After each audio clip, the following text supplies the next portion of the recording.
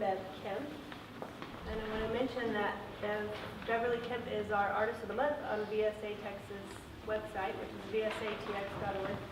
So we have an Artist of the Month, and we also have Artist of the Year, which is a nomination. People can nominate themselves or nominate someone else, and it's for any artist with a disability, so it can be visual artist, writer, musician, dancer, any of the art forms. So those nominations we're taking those now until I think the end of February. So that's something to think about if anybody wants to be Artist of the Year, not just Artist of the Month. Are you ready? Ready? We're ready. Sure. Come on. Sure. Oh. Sure.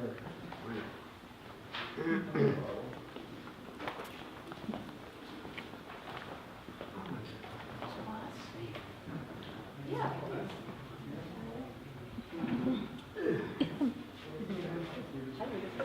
I need to stand, and the reason I do, if I stand here and hold this, it'll shake. And the reason it'll shake because I went to the doctor and she said that, I'm sorry, Mr. Kemp, but you have essential tremors. And I asked her, I said, well, you know, what the hell is essential about tremors? I said, you know, it's just something you get, I think, as you grow older. Your hands start to shake and your bones get weak, and just like the gentleman said, you just have to sit down every once in a while.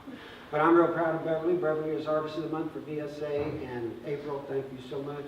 You know. And everyone with VSA. Yes. I really do appreciate it. I had no idea I was even in contention.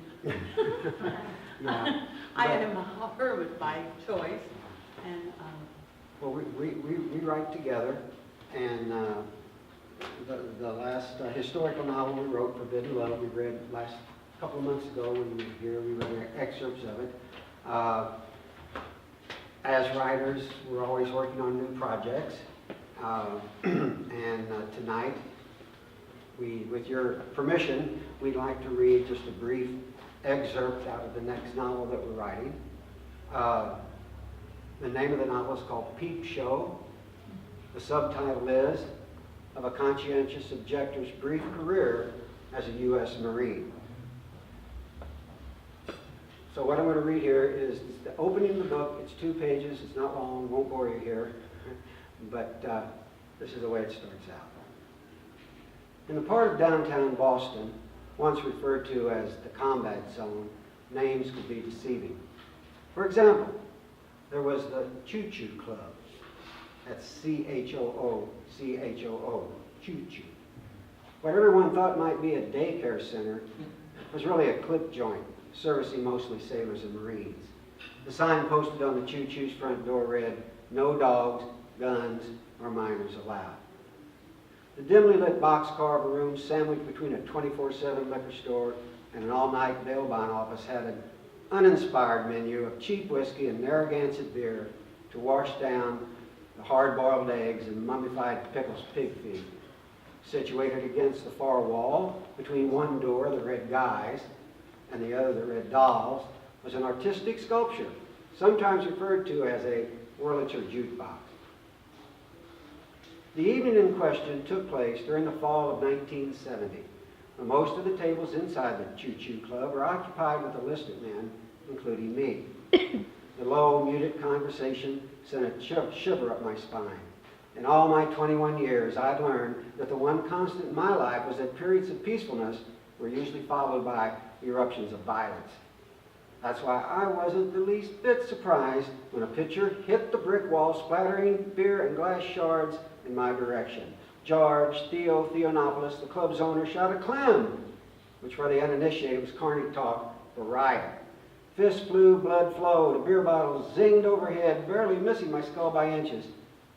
I calmly ignored the chaos eruptus, let 3 fingers of Old Crow whiskey slide down my throat, and gently set the empty shot glass upside down on the table. My drinking buddy, Private Richard Butts, who sat across from me, also seemed unperturbed by the adjacent commotion. "Another round?" he asked. my Is that your job? job. No. You take away my job. "Not now," I whispered. "It's time to duck and cover." I slid under the table to be joined by my buddy, where we watched the Chew's burly bouncer, Hercules, sweep the human ruckus out the front door. As one of the club's regular paying customers, I was only there for the entertainment. I never took sides during the Friday night fights, which was my way of avoiding contact with a pair of brass knuckles. Later that same evening, while starting to get sober from drinking too much liquor, Private Butts and I watched a dark-haired woman drop a dime into the Wurlitzer's chrome slot. My friend shook his head. Ever wonder why Theo got that damn thing chained to the wall? Some bitch looks like it weighs a ton. It'd take an elephant to cart it out. Besides, who'd steal a jukebox that only has Frank Sinatra records? It's like this, Butts. Theo, who's a Greek bartender, really wants to be an Italian crooner.